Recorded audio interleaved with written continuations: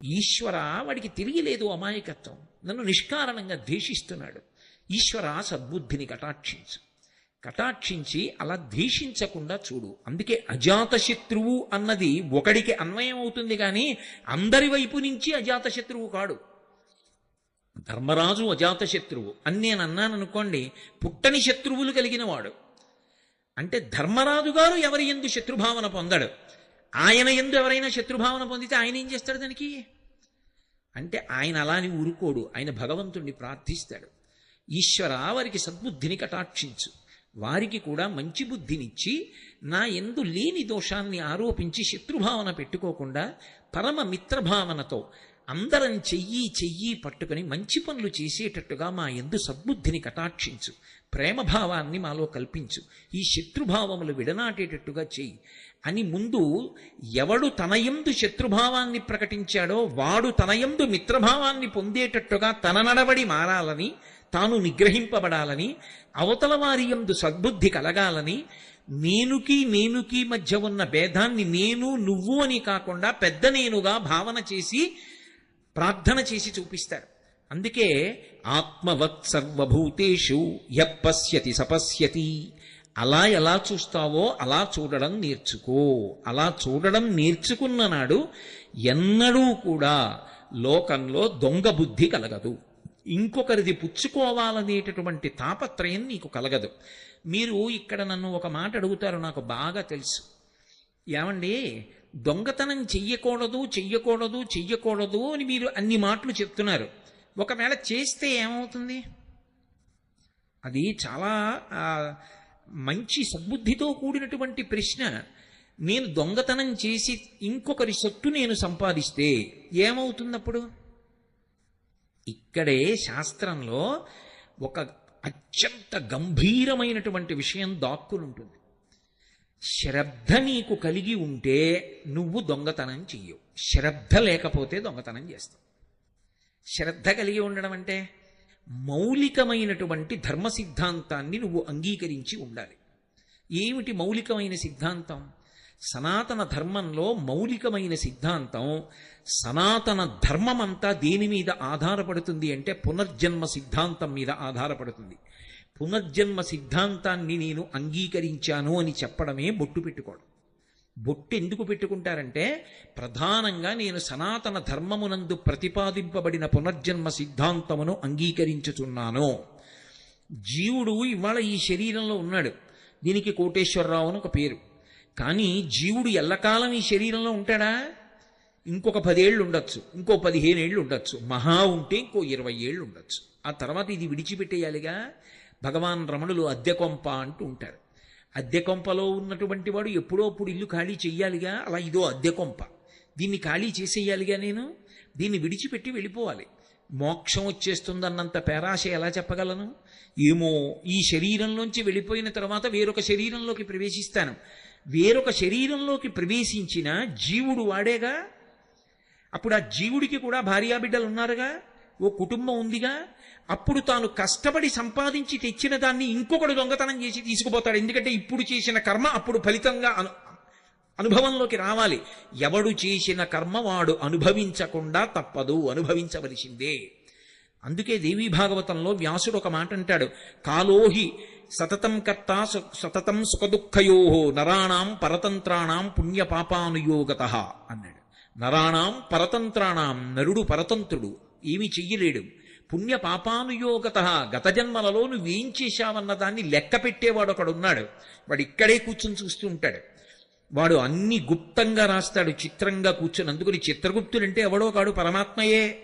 ఇప్పుడు ఆయన అన్నీ వ్రాసుకుంటాడు. వ్రాసుకుని ఉత్తర జన్మని ఇచ్చినప్పుడు నువ్వు గత జన్మలలో ఏం చేశావో దానికి సుఖాన్ని దుఃఖాన్ని ఇస్తాడు. ఇచ్చినప్పుడు దుఃఖాన్ని నేను తట్టుకోలేను, నేను ఎంతో కష్టపడి ఒక్క బంగారం గొలుసు నా కూతురికి చేయిస్తే ఆ బంగారం గొలుసు ఎవడో లాక్కుపోయాడు అనుకోండి మెడలోంచి, నేను ఎంత ఏడుస్తానో, నేను పూర్వజన్మలో ఒకరి మెడలో గొలుసు దొంగిలించినప్పుడు వాడు అంతే బాధపడ్డాడు. ఆ బాధ నేను అనుభవించవలసిందే. అది అనుభవించడానికి శరీరం ఇస్తాడు ఈశ్వరుడు.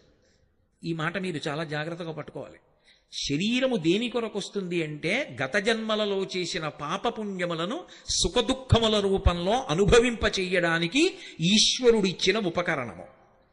గతంలో నేను పాపం చేశాను, ఆ పాపం యొక్క ఫలితం అనుభవించాలంటే నేను ఏదో ఒక కుక్క మోకాలు మీద కొట్టాను, ఆ కుక్క మోకాలు 6 నెలలు బాధపడింది అది నడవలేక, ఆ బాధ ఇప్పుడు నేను అనుభవించాలి. కాబట్టి ఈ జన్మలో నాకు మోకాలు నిప్పి రావాలి, వచ్చి 6 నెలలు వైద్యుల చుట్టూ తిరగాలి, ఆ మోకాలు నిప్పితో నేను ఎంతో బాధపడాలి. ఈశ్వరుడు చెప్పి ఫలితాన్ని ఇవ్వడు, చాటు నుండి ఇస్తాడు. చెప్పి ఇవ్వడాయనేమి, నువ్వు ఇదిగో ఈ తప్పు చేశావో కోటేశ్వరరావు అందుకు నీకు ఈ ఫలితం ఇస్తున్నానో అండవు.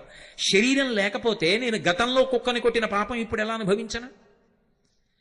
పాపము యొక్క ఫలితాన్ని అనుభవించడానికి శరీరం కావాలి, పుణ్యం యొక్క ఫలితాన్ని అనుభవించడానికి శరీరం కావాలి. గతంలో ఏదో పుణ్యం చేశాను, ఆ పుణ్యం ఇప్పుడు సుఖరూపంలో రావాలి, ఆ సుఖరూపంలో అనుభవించాలన్నా ఈ శరీరం ఉండాలి, పాపాన్ని దుఃఖ రూపంలో అనుభవించాలన్నా ఈ శరీరం ఉండాలి.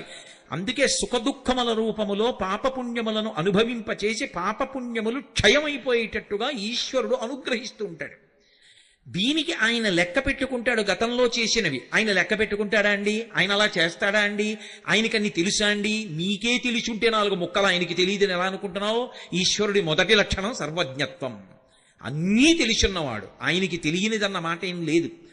అందుకంటాడు వ్యాస భగవానుడు, కాలోహి బలవాన్ కర్త సతతం సుఖదుఃఖయో నరాణాం పరతంత్రాణం పుణ్య పాపానుయోగత.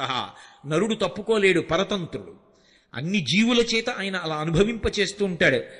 అయినప్పుడు పునర్జన్మ సిద్ధాంతాన్ని నువ్వు అంగీకరించి ఉంటే, చేసిన కర్మ యొక్క ఫలితాన్ని నువ్వు అనుభవిస్తావన్న మాటని నువ్వు అంగీకరిస్తే నీకు శ్రద్ధ ఉన్నది అని గుర్తు.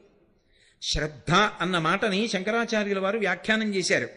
ఆయన అంటారు, శాస్త్రస్య గురువాక్యస్య సత్యబుద్ధ్యావధారణ సా శ్రద్ధ కలితా సిద్ధి యయా వస్తూపలభ్యతే. శాస్త్రము ఏం చెప్పిందో అది, గురువుగారు ఏం చెప్పారో అది, ఇవి రెండూ సత్యము అన్న పూనిక ఎవడు పొందుతాడో వాడు శ్రద్ధ కలిగిన వాడు. ఇప్పుడు శ్రద్ధ కలిగి ఉండడంలో లోపల ఒక పెద్ద సంక్షోభం ఉంటుంది. శ్రద్ధ కలిగి ఉండడంలో చాలా తేలికగా ఉంటాడని మీరు అనుకోవద్దు.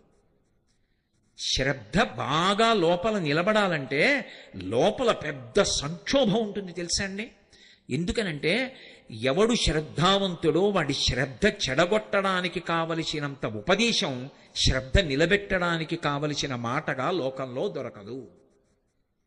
నేను మీకు ఒక్క మాట చెప్పాలంటే, రామాయణంలో సీతమ్మ పతివ్రతయై రామచంద్రమూర్తియే నా భర్త, యోమే భర్తా సమే గురు దీనోవా రాజ్యహీనోవా యోమే భర్తా సమే గురు తం నిత్యమనురక్తస్వీ యథారూపాం సువర్చల అంది.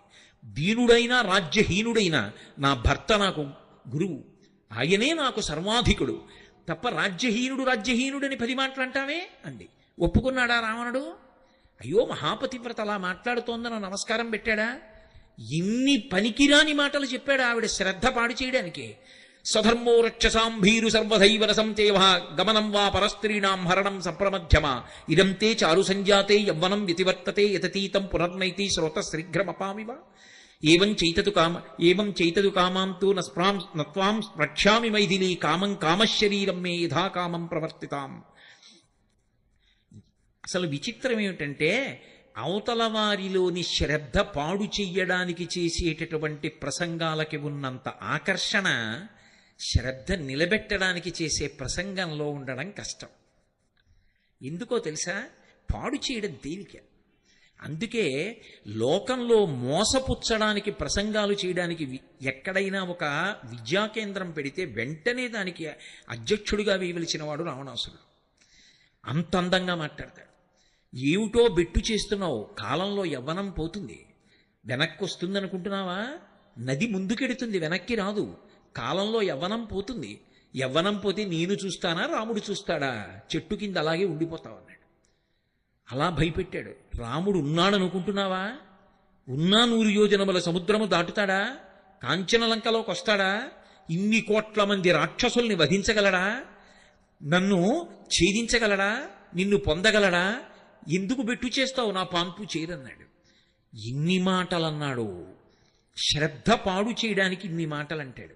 ఇన్ని మాటలు అన్నా కూడా తట్టుకు నిలబడాలి అంటే సంక్షోభం ఉందా లేదా శ్రద్ధ పూనికలో? పైగా మీరు ఒకటి బాగా ఆలోచించండి. శ్రద్ధ అన్న ఒక్క మాట ఎంత గొప్పదంటే, అది ప్రతి క్షణం కూడా లోపల ఒక సంక్షోభానికి గురైపోతుంటుంది. ఒక ఆయన జీతం కూడా పుచ్చుకోకుండా ఉద్యోగానికి సెలవు పెట్టేసి ఋషిప్రోక్తమైన వాంగ్మయం మీద నమ్మకంతో ఆయన దాన్ని ప్రచారం చేస్తున్నాడు అనుకోండి. ఎందుకండి ఇలాగా? మీకు ఎంత పోతోందో తెలుసా? జీతం పోతోందా? సిపిఎఫ్ పోతోందా? గవర్నమెంట్ కాంట్రిబ్యూషన్ పోతోందా? ఇంట్రెస్ట్ పోతోందా? రిటైర్ అయ్యే వాళ్ళకి ఏమొస్తుంది? ఆ తర్వాత కాలో చెయ్యో వంగితే ఎవరు చేస్తారు? మీ కొడుకు చేస్తాడు అనుకుంటున్నారా? నాన్నగారు అందరిలా ఉద్యోగం చేస్తే ఎంత డబ్బు ఉండునండి. ఎందుకంటే అది పాడి చేశారు, చూసారా ఎంత అవుతోందో వైద్యానికి ఒక్క మాట అంటే ఏమైపోతారు? ఎందుకండి ఇవన్నీ? మీరేం ఉద్ధరించేస్తారనుకుంటున్నారా సమాజాన్ని అని చెప్పేవాళ్ళు వందల సంఖ్యలో ఉంటారు. ఎవరో ఒక్కడుంటాడు భుజం మీద చెయ్యేసి, నిన్ను కన్న తల్లి కడుపు పండింది లేవాయ్, ఆ మార్గంలో పో, ఈశ్వరుడు ఉన్నాడు నిన్ను చూస్తాడులే అంటాడు. శ్రద్ధ నిలబెట్టేవాడు ఒక్కడుంటాడు, శ్రద్ధ పాడు చేసేవాళ్ళు వందల మంది ఉంటారు. శ్రద్ధ నిలబెట్టడానికి సంక్షోభం ఉంటుంది. నాకు అక్కడ ఎదురుగుండా ఓ 10 లక్షల విలువ చేసే బంగారు కంకణం దొరికిందనుకోండి, అది నేను జేబులో వేసుకోకుండా వెళ్ళిపోవాలి అంటే ఏదో నా ఉపన్యాసం చెప్పేసినంత తేలికేం కాదు. అలా వెళ్ళిపోతుంటే మెట్ట వేదాంతం అంటారు. ముందే సిద్ధాంతం వస్తుందంటే, ఈశ్వరుడు నిన్ను అనుగ్రహించాలనే ఆ కంకణం అలా పెట్టాడు, తీసుకో. ఎవరు చెప్పారు దొంగతనమని? నీకు ఇవ్వాలనుకున్నాడు కాబట్టి అక్కడ నీకు కనపడేటట్టు చేశాడు. బుద్ధిహీనుడా వదిలిపెడతామే అంటుంది. అంత తేలిక అనుకోకండి. ఒకవేళ వదిలి వెళ్ళిపోయాడు అనుకోండి, తీరా ఇంటికి వెళ్ళి ఏమో వాడెవడో కాకినాడ నుంచి వచ్చి అంటున్నాడు కదా పాపం, ఎందుకని కంకణం వదిలేశాని అన్నాడు అనుకోండి. ఇలా తగలబెట్టే కదా సంసారం ఇలా చేశారు అన్నారు అనుకోండి, ఏమైపోతాడు? శ్రద్ధ అంత తేలిక కాదు సుమండి. మీకు ఇక్కడ ఎదురుగుండా కనపడుతున్న కంకణం ఎత్తుకుపోతే 10 లక్షలు వస్తుంది. కంకణం విడిచిపెట్టేస్తే ఏమొస్తుంది? ఈశ్వరానుగ్రహం వస్తుందని నేను అంటున్నాను. ఏమిటి నమ్మకం? ఏమైనా సాక్ష్యం ఉందా? శాస్త్రము సాక్ష్యం, గురువాక్యం సాక్ష్యం. శాస్త్రమునందు గురువాక్యమునందు ప్రబల విశ్వాసంతో మీకు కంటి ముందు కనబడుతున్న భోగాన్ని విడిచిపెట్టి మనసు యందు ఆ శాస్త్రమునందు నమ్మకంతో బతకగలగాలంటే ఎంత శ్రద్ధ ఉండాలి? అది గొప్ప. అది సంతరించుకోగలిగిన వాడెవడో వాడు మనుష్యుడు. వాడు మిగిలిన వాళ్ళకన్నా ఎంతో పైకెక్కి నిలబడినవాడు. అందుకన్నారు శంకర భగవత్పాదులు, శాస్త్రస్య గురువాక్యస్య సత్యబుద్ధ్యావధారణ సా శ్రద్ధ కడితా సిద్భి యా వస్తూపలభ్యతే.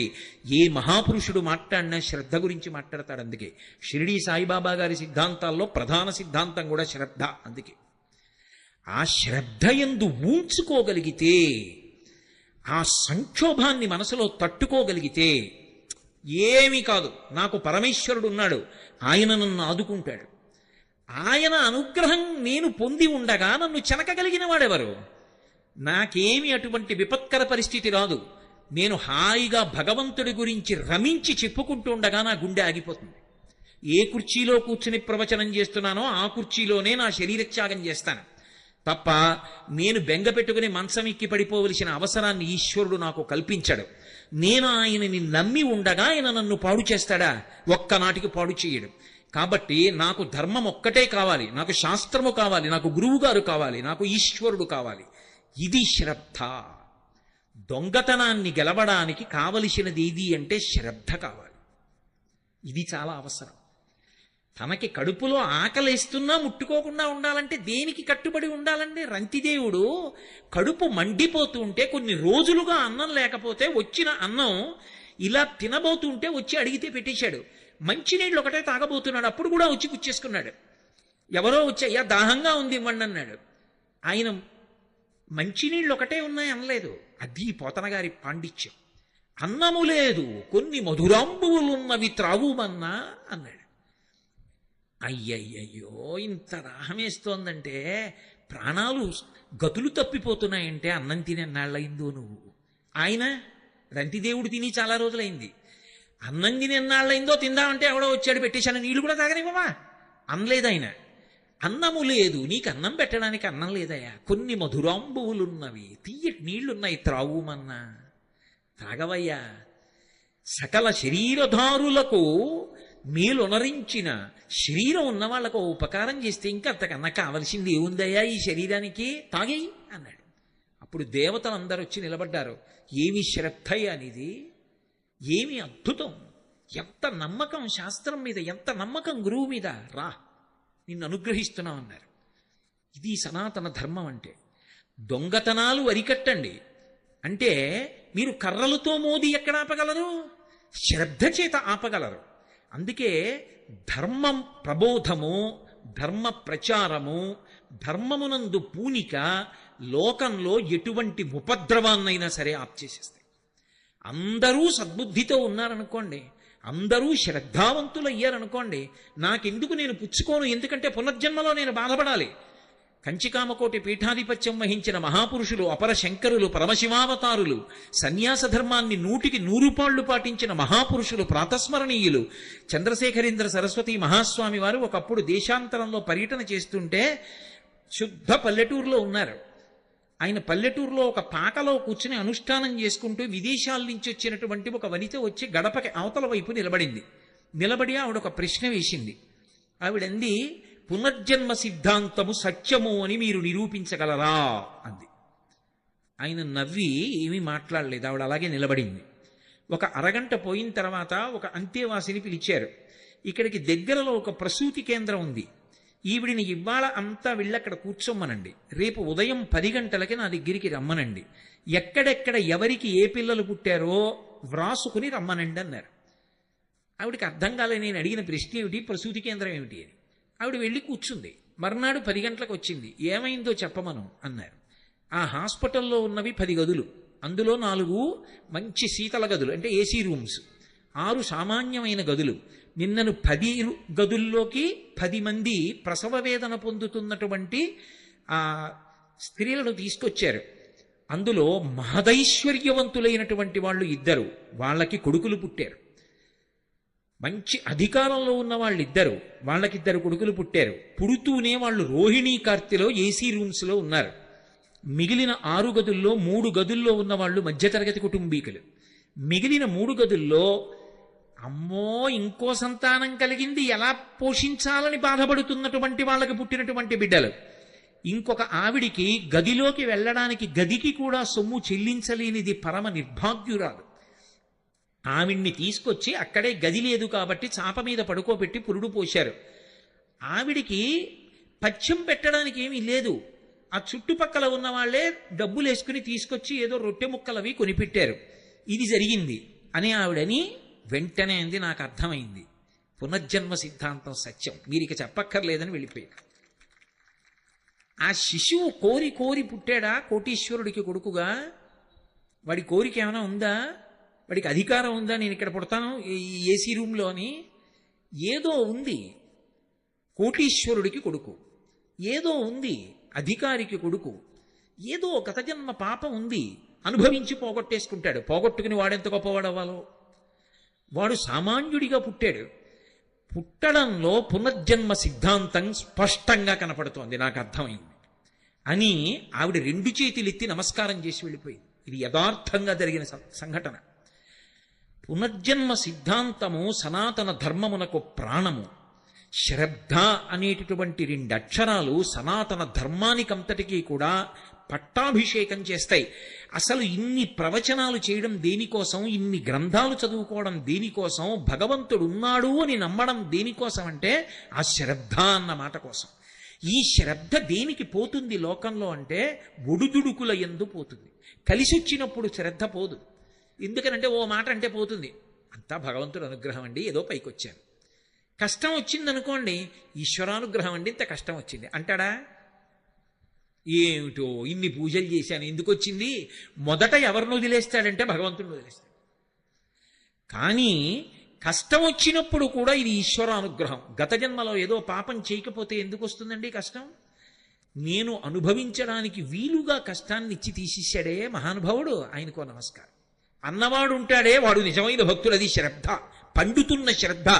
అందుకే ధూర్జట్ అంటాడు, లోకుల్లంగని మెచ్చని అలుగని లోలోన నిందించని చీకాకున్బడని మహాత్ముడనని జేలొగ్గని మూకీభావమునం తిట్టని త్రోయని నీ కారుణ్యము కలిగి ఉండెనను అంతే చాలునో శంకర.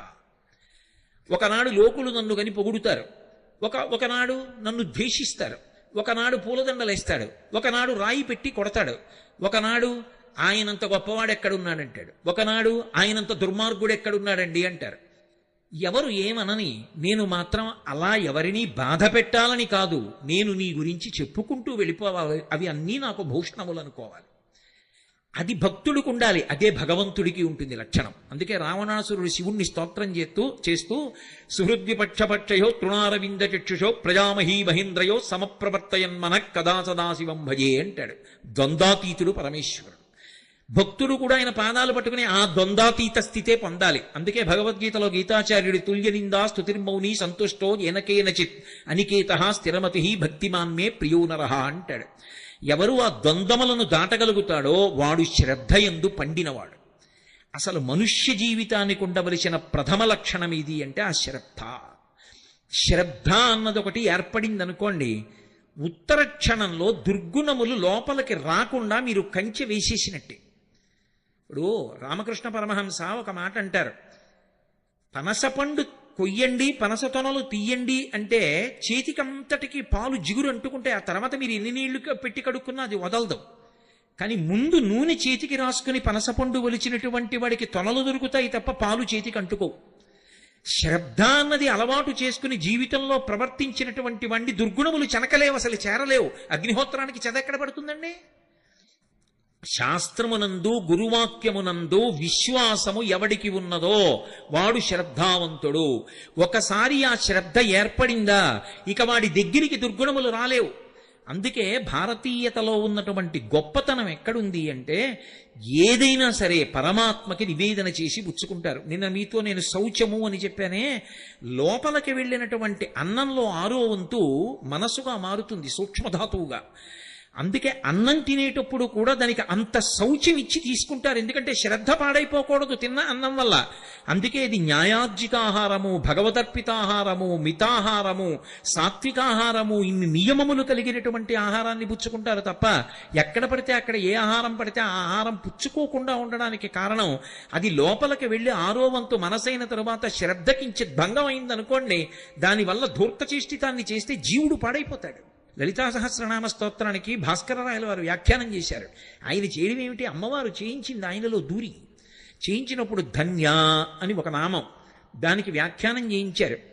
మనసు అస్తమానం ఐశ్వర్యం మీదే ఉండిపోయిందనుకోండి, దాని లక్షణం ఏమిటంటే దేని మీద ప్రీతి ఉందో ఆఖరి ఊపిరిలో దాన్ని స్మరిస్తుంది. మనసుకి కదలిక ఉంటుంది. ఆ కదలిక దేని మీద అంటే ఊపిరి మీద ఆధారపడుతుంది. అందుకే పూజ చేసేటప్పుడు ప్రాణాయామం చేయిస్తారు. ఊపిరి నిలబడితే మనసు నిలబడుతుంది, మనసు నిలబడితే ఉపచారంలో ఈశ్వరుణ్ణి చూస్తారు. ఇప్పుడు ఆఖరి ఊపిరిలో ఆఖరిసారి కదిలినప్పుడు దేని మీద ఎక్కువ ప్రీతి ఉందో దాన్ని పట్టుకుంటుంది. ఇప్పుడు శ్రద్ధ లేదనుకోండి, ఊళ్ళో ఉన్నవన్నీ తెచ్చి ఇంట్లో పెట్టాడు అనుకోండి, దొంగతనాలు చేసి దాని మీదే మనసు పెట్టుకుని వెళ్ళిపోయాడు అనుకోండి, తిరియక్కైపోతాడు. కోట్ల జన్మలు భూమికి అడ్డంగా ఉంటుంది వెన్నుపాము, నిలువుగా పెరగడం. అందుకే సనాతన ధర్మంలో దేవతలు కొండల మీద కూర్చుంటారు. ఎందుకు కొండల మీద కూర్చుంటారంటే వాళ్ళకేం సరదా పుట్టి కాదు. ఉత్ అంటే ఇలా తల ఎత్తి చూడాలి, అధిరోహించాలి, పైకెక్కాలి. జీవితంలో నువ్వు పైకెక్కితేనే పరమేశ్వరుణ్ణి చేరగలవు. నువ్వు ఊర్ధ్వముఖ చలనం చెయ్యాలి. సామాన్య ధర్మాలు గట్టిగా పట్టుకోవాలి, పట్టుకుంటేనే ఉంచుకోగలుగుతావు. ఇప్పుడు దొంగతనానికి అలవాటు పడిపోయి దొంగతనమే చేశాడనుకోండి, ఇక్కడ సంతోషంగా ఉన్నట్టుగా ఉంటుంది, కానీ ఎంతకాలం అనుభవిస్తావు ఈ శరీరంతో? ఏదో కొంతకాలం, ఓ 50 ఏళ్ళు, ఓ 60 ఏళ్ళు, ఓ 70 ఏళ్ళు. ఆ తర్వాత ఓ విచిత్రం ఉంటుంది, ఇది భోగాన్ని అంగీకరించదు. అదో విచిత్రం. మోహముద్గరంలో భజగోవింద స్తోత్రంలో శంకర భగవత్పాదులు అంటారు, వయసి గతే కక్కామ వికార శుష్కే నీరే కక్కాసార క్షీణే విత్తే కప్పరివారో జ్ఞాతే తత్వే కస్సంసార. ఇది విరక్తి చెంది ఇది నేను పుచ్చుకోననేంత వరకు నీ అంత నువ్వు పుచ్చుకోవడం మానకపోతే పాడైపోయావని గుర్తు. వయసి గతే కక్కామ వికార, వయసు అయిపోతోందనుకోండి కామవికారం పోతుంది. వయసైపోయిన తర్వాత కామవికారం పోవడం కాదు, వయసులో ఉండగా సాధన చేత కామమును ధర్మంతో ముడేయడం నీకు రావాలి. శుష్కే నీరే కక్కాసారహ, నీరు ఎండిపోతే చెరువు అందరూ ఎండిపోయిన చెరువు అంటారు. అలా పటుత్వం తగ్గిపోయిందనుకోండి శరీరంలో, ఎన్ని మధుర పదార్థాలు ఎదురుగుండా ఉంటే మాత్రం నీ శరీరం పుచ్చుకుంటుంది, శరీరం పడిపోతుంది. అది తీసుకోకూడదు అప్పుడు. అందుకే అహమన్నమన్నాదో అంటుంది అన్న సూక్తం. అన్నం అంటే మనని పోషించున్నది, మనము తినునది, మనని తినునది. రెండర్థాలు. అన్నం మనం తింటాం కొంతకాలమే, ఆ తర్వాత అది మనని తినడం మొదలెడుతుంది. ఏమండి మీకు మధుమేహం వచ్చింది తినకండి అంటారు. తినకండి అన్నది తిన్నాడు, అది విషం, అది తినేస్తుంది మనిషిని. ఏమంటే మీకు రక్తపోటు వచ్చింది తినకండి, తిన్నాడు, తినేస్తుంది మనిషిని. అన్నం కొంతకాలం మన చేత తినబడుతుంది, తర్వాత అది తింటుంది, అప్పుడు శరీరం దాని వలన పడిపోతుంది. అందుకే 50 ఏళ్ళు దాటిపోతే ఇక శరీరం అనరు, దేహం అంటారు. దేహం అంటే దహ్యమానం, కాలిపోవడానికి సిద్ధపడిపోతుంది. తనంత తాను పుచ్చుకోవడం మానేశాక నువ్వు పుచ్చుకోవడం మానడం కాదు, నువ్వు సాత్వికాహారం తీసుకుని ఉపవాసం చేసి శరీరాన్ని నిలబెట్టి భగవంతుని యందు ప్రవర్తించడం సాధన చెయ్యాలి. అప్పటి వరకు నేను అలా తింటూనే ఉంటానంటే తప్పు కాదు, కానీ దానికోసం అన్నీ తెచ్చిపెట్టినా ఒకనాడు ఈ శరీరం తిరస్కరించేస్తుంది. వయసిగతే కక్కామ వికార శుష్కే నీరే కక్కాసార క్షీణే విత్తే కప్పరివారో. ఎంతో ఐశ్వర్యవంతుడు, ఆయన దగ్గరికి రానివాడు లేడు. ఒకనాడు ఆయన వృద్ధుడైపోయాడు, ఆయన బిడ్డలు చూస్తున్నారు వ్యవహారాలన్నీ, ఆయన బిడ్డల చుట్టూ తిరుగుతారు. ఇన్నాళ్ళు ఈయన చుట్టూ తిరిగినవాడు ఎలా ఉన్నారండి, నాన్నగారు ఒక్కసారి నమస్కారం చేసి వెళ్తానని కూడా లోపలికి రాడు. కాబట్టి నీ దగ్గర డబ్బు ఉన్నంత కాలమే, ఆ డబ్బుని నువ్వు నిర్వహించగలిగినంత కాలమే నీ చుట్టూ. నిర్వహించడానికి ఓపిక దీనికి తగ్గితే వెనక బిడ్డలు పుచ్చుకుంటారు, ఇక నీ చుట్టూ ఉన్న పరివారం నీ చుట్టూ ఉండరు. క్షీణే విత్తే కప్పరివార జ్ఞాతే తత్వే కస్సంసార. ఇది తెలుసుకున్న వాడికి ఇంకా సంసారం ఎక్కడుంది? ఇది ముందే తెలిసిందనుకోండి, అనుష్ఠానంలోకి తెచ్చేసుకుంటాడు జాగ్రత్తగా. అప్పుడు శరీరం తిరస్కరించక ముందు తాను తిరస్కరించి జాగ్రత్త పడతాడు, అది శ్రద్ధ. అప్పుడు దొంగతనం చేసి ఎందుకు తెస్తాడు? సాత్వికంగా తెచ్చుకుంటాడు, అది చాలు నాకు. విత్తేన సర్వే వశాహ, దాని చేత నాకు అన్నీ సమకూరుతాయి. అన్నీ అన్నప్పుడు అర్థం ఏమిటి? ఉత్తర జన్మలలో నేను పాడైపోను. ఈ శాస్త్రం మీద గురువు గారి మీద ఉన్న శ్రద్ధ ఉందే, ఇది ఏమవుతుందంటే ఈ శరీరం పడిపోతున్నప్పుడు కూడా దీనికి ఊపిరి అందదు. ఒకప్పుడు ఆ ఊపిరి కోసం కొట్టుకుంటుంది. ఆ ఊపిరి తీయలేకపోతే ఒళ్ళు చెమట్లు పట్టి అసలు ఎంత బాధో పడిపోతుంటే, ఆ బాధపడిపోతున్నప్పుడు కూడా ఒరే ఒకనాడు శరీరం పడిపోతుందిరా, భగవన్నామం విడిచిపెట్టకు అని చెప్పిన గురువుగారి పాదాలు, ఆ గురువుగారు చెప్పిన మాటలు జ్ఞాపకం వచ్చి, ఓ ఇది పడిపోయే సమయం ఆసన్నమైందనమాట అని భగవంతుడి మీద దృష్టి పెడతాడు. ఎందుకని? శ్రద్ధ, శాస్త్రం మీద గురువు మీద ఉండిపోయింది దృష్టి. ఇప్పుడు అది పెట్టుకుని వెళ్ళిపోయాడు. ఆయన సంపాదించింది ధార్మికమైన మార్గంలో తప్ప ఆయన దొంగతనం చేసి తెచ్చింది లేదు. ఆయన అనుభవించడానికి ఏముంది పాపం? కాబట్టి ఉత్తర జన్మలు క్షేమకరంగా ఉంటాయి. ఈ జన్మలో ఓ 30 ఏళ్ళు సంతోషించడానికి 3 కోట్ల జన్మలు పాడు చేసుకోమని ఎవడు చెప్పాడు? పెట్టుబడి రీత్యా చూసినా కూడా అది దోషభూయిష్టమైన జీవితమే కదా. అందుకని శ్రద్ధతో ఉన్నవాడెవరో వాడు అస్థేయమును పొందగలడు, అంటే దొంగ బుద్ధి లేకుండా జీవించగలడు. సామాన్య ధర్మంలో ఏదో దొంగతనం చేయకండి అని చెప్పడం శాస్త్రం యొక్క ప్రయోజనం కాదు. దొంగతనం చేయకుండా ఉండడానికి మనసు బాగా ఉంచుకునేటట్టుగా ఏది అందించాలో అందిస్తుంది. అందుకే మీరు ఒకటి బాగా గమనించండి, అన్నిటికన్నా చాలా గొప్ప దానం ఏది అంటే ధర్మమునకు సంబంధించినటువంటి విషయములను లోకమునందు ప్రచారము చేయుట.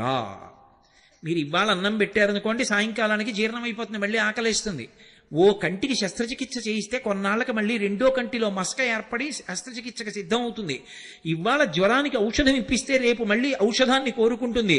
మీరు ధర్మం గురించి ఒక్క ప్రసంగం చేస్తే అధర్మ మార్గంలో వెడదామనుకున్నవాడు కూడా మానేస్తే వాడి వలన బాధపడవలసిన కొన్ని 100 మంది దాని నుంచి తప్పుకుంటారు. పైగా విని ఆచరించిన వాళ్ళందరూ ఉద్ధరణ పొందుతారు. అందుకే ప్రవచనానికన్నా ధర్మ ప్రచారం కన్నా గొప్పది లోకంలో ఇంకొకటి లేదు, అది ఆత్మోద్ధరణ హేతు.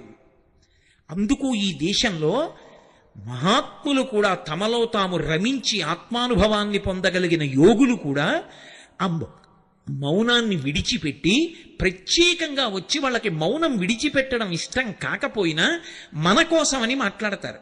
అందుకే వాళ్ళు అనుగ్రహించి మాట్లాడారు కాబట్టి వాళ్ళు మాట్లాడితే ప్రవచనం చేశారు, ఉపన్యాసం చెప్పారు అందరూ, అనుగ్రహ భాషణం చేశారంటారు.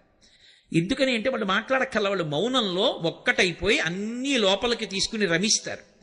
అలా రమించగలిగినటువంటి వాడు తన సౌఖ్యాన్ని పక్కన పెట్టి వచ్చి మాట్లాడుతున్నాడు. ఎందుకని? అయ్యో వీళ్ళు పాడైపోకూడదని మనకు ఉపదేశం చేస్తున్నాడు ఆయన. ఆ ఉపదేశం శాస్త్రాన్ని ఆధారం చేసుకుని జరుగుతోంది. ఆ ధర్మ ప్రచారమునకు లోకంలో అంత పెద్ద పీట. ధర్మ ప్రచారము కన్నా కూడా లోకులు, ప్రత్యేకించి నరులు మంచి మార్గంలో నడవడానికి కావలసినటువంటి మార్గము ఇంకొకటి ఉండదు. ధర్మమునందు అందరూ ఊంచుకుంటే అసలు లోకంలో నేరము, శిక్ష ఈ రెండు మాటలు ఉండవు. రామాయణంలో ఓ మాట అంటారు, ఎవరి నోటి విన్నా రామా రామా రామా అంతే. ఇంటికి తాళం కప్పలేదు. ఇంట్లో పెద్దవాళ్ళు చిన్నవాళ్ళకి ప్రేతకార్యం చెయ్యడం లేదు. భార్య బ్రతికి ఉండి భర్త వెళ్ళిపోవడం, భార్య వైధవ్యం పొందడం లేదు, దొంగతనాలు లేవు. ఇది ఫలశ్రుతి.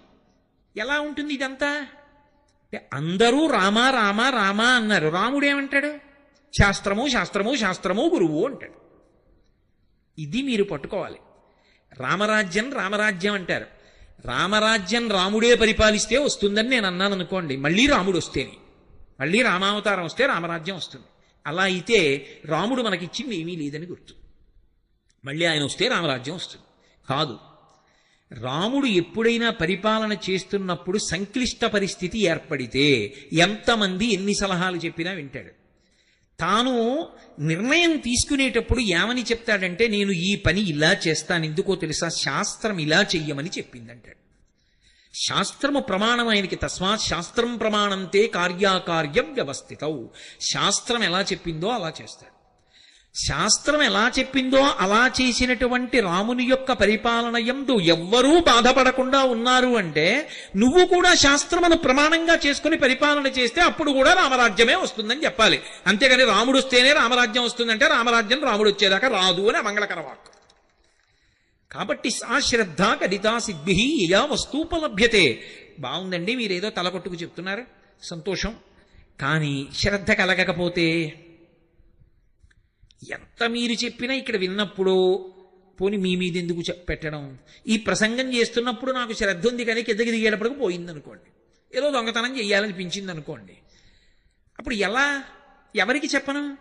మళ్ళీ బెంగళూరు వచ్చినప్పుడు మీకు చెప్పనా, ఏమండి దొంగ బుద్ధి గురించి మీతో చెప్పాను కానీ ఆ రోజు సభ నుంచి వెళ్ళగానే ఏదో చిన్న వస్తువు ఎత్తుకుపోయాను సుమండి, అది ఏమిటో మరి ఆ రోజే దొంగతనం చేశాను విచిత్రం అని మీకు చెప్పనా? కాదు, అలా చెప్పలేదు శాస్త్రం. శాస్త్రం ఏం చెప్పిందంటే, నీ బలహీనత ఏది ఉందో దాన్ని బలహీనతగానే నువ్వు గుర్తించగలిగితే. ఆయన అలా చెప్తాడు కానండి, కళ్ళ ముందు దొరికింది ఎక్కడ వదిలేస్తామండి అన్నవాడికి భగవంతుడు ఏం చేస్తాడు? ఆయన అలా చెప్పాడు, అది సత్యం, నేను అలా తీసుకోకూడదు పక్క వాళ్ళది, కానీ దొంగతనం చేసేసాను, నాకు ఈ బుద్ధి పోవట్లేదు, ఏదో ఒకలా పక్క వాళ్ళది ఎత్తుకొద్దామన్న భావన ఉంటుంది. ఇది ఎలా అంటే, ఎవరికి చెప్పమని చెప్పిందంటే, అసలు నీకు ఈ సంకల్పాలు రావడానికి కారణమైన మనసుని నీకు ఇచ్చినవాడు ఎవరు? భగవంతుడు. ఆయనకే చెప్పు. ఆయన దగ్గర చెప్పేటప్పుడు దాపరిక వంతు, ఉన్నదున్నట్టుగా ఆయన ఉన్నాడు అని నమ్మి ఆయన దగ్గర కూర్చుని చెప్పు. అంతేకాని కాశీ నుంచి నేనే కొనుక్కొచ్చానండి విగ్రహం అంటే ఆయన పలకడం, అది విగ్రహం కాదండి, అది నేను కాశీ నుంచి తెచ్చిన విగ్రహం కాదండి, అది పరమాత్మ అంటే అప్పుడు పలుకుతాడు. సత్యసాయిబాబా గారు ఒక ఉదాహరణ చెప్తుండేవారు. వెనకటికి ఓ పిల్లాడికి ఎప్పుడు చూసినా పూర్ణత్వమే అంటే అన్ని సున్నలే వచ్చేవి. ఎవరో ఒక ఆయన దగ్గరికి వెళ్ళి అడిగాడు, అలా ఉపన్యాసం చెప్పిన ఆయన, నాకు మార్కులు రావట్లేదు, ఏం చేయమంటారు? విఘ్నేశ్వరుడిని పూజించుకోయ్. ఆయన విఘ్నేశ్వరుడు బొమ్మోటి పెట్టి అగరత్తుల పాపం 30 రోజులు తిప్పి పరీక్షకి వెళ్ళాడు, మళ్ళీ సున్నా. ఎందుకు ఇది? ఇంకో ఆయన అడిగాడు, ఏదో అమ్మవారిని పూజించు, శారదని పూజించు. ఈ విఘ్నేశ్వరుడిని అలా పెట్టేసి దూరంగా అమ్మవారిని తెచ్చిపెట్టి సరస్వతీదేవికి అగరత్తులు పెట్టాడు, మళ్ళీ రాలా, పక్కన పెట్టేశాడు. ఇంకో ఆయన్ని అడిగాడు, శివుణ్ణి పెట్టబోయే జ్ఞానం ఇస్తాడు అన్నాడు. శివుణ్ణి పెట్టి అగరత్తులు ధూపం వేస్తున్నాడు. ధూపం వేస్తుంటే ధూపం ఎక్కడేశారో అక్కడే ఉంటుంది ఏమిటి, అది అలా పోతుంది గాలిలో పొగ వెళ్ళిపోయి. ఈయనకి మార్కులు ఇవ్వనటువంటి దేవుళ్ళు ఉన్నారే, విఘ్నేశ్వరుడును సరస్వతీదేవి, అక్కడికి పోయింది. ఈయన ఆ రోజుని ఇలా ధూపం చూపిస్తూ ఇలా చూశాడు, అన్నన్నన్నన్నా ఒక్క మార్కి ఇప్పించలేదు కానీ ధూపం పీల్చేస్తున్నారా అని గబగబా వెళ్ళి 2 ఉత్తరీయాలు తీసుకొచ్చి విగ్రహాల ముక్కులకు కట్టేశాడు. గభాలన విఘ్నేశ్వరుడు సరస్వతీదేవి లేచారు. లేచి ఒరే నిన్ను అనుగ్రహించామన్నారు. ఆయన తెల్లబోయిదేడి, ధూపం వేస్తే నాకు ఎప్పుడూ పలకలేదు, ముక్కులు కడితే పలికేదేమిటన్నాడు. ధూపం వేసినప్పుడు మేము విగ్రహాలని ధూపం వేశావు, ముక్కులకి గుడ్డ కట్టినప్పుడు మేము ఉన్నామని నమ్మి గుడ్డ కట్టేశావు, ధూపం పీల్చేస్తున్నామని. మేము ఉన్నామని నువ్వు నమ్మితే కదరా మేము అనుగ్రహించాము. మేము విగ్రహాలంటే నిన్నెలా అనుగ్రహించాం? విగ్రహంగానే ఉన్నాం. ఇవాళ ముక్కు గుడ్డ కట్టావు, మేము ఉన్నామని నమ్మావు. ఏ భావనతో కట్టావు? ఉన్నామని నమ్మావు, చాలు ఉన్నాం పలికాం. ఇచ్చి సంపో విద్య. అసలు వాడు ఉన్నాడని నమ్మితే కదా వాడికి చెప్పడం. నేను కాశీ నుంచి తెచ్చిన విశ్వనాథుడు అండి, తిరుపతి నుంచి తెచ్చిన వెంకటేశ్వర స్వామి విగ్రహం అండి, నేను ఏదో కంచి నుంచి తెచ్చిన అన్నపూర్ణ కామాక్షి విగ్రహం అండి, ఇవన్నీ నీ తెచ్చిన విగ్రహాలేనండి. అంటే నేను అన్నాను ఎందుకు అండం, ఎందుకు ఆ మాట అండం వదిలిపెట్టండి. కానీ ఈ విగ్రహాలు అన్న మాట మీరు అన్నప్పుడు అవి ఎందుకు పలుకుతాయండి? అవి పరమేశ్వరుడు ఏంటి? అసలు శ్రద్ధే లేదు అక్కడే. కాదు, వాడు ఉన్నాడు, వాడు ఆ రూపంలో కూర్చున్నాడు నా ఇంట, నా స్వామి. అందుకే సుప్రభాతం పాడితే నిలబడి పాడతారు, ఏకాంత సేవ చేస్తే కూర్చుని చేస్తారు.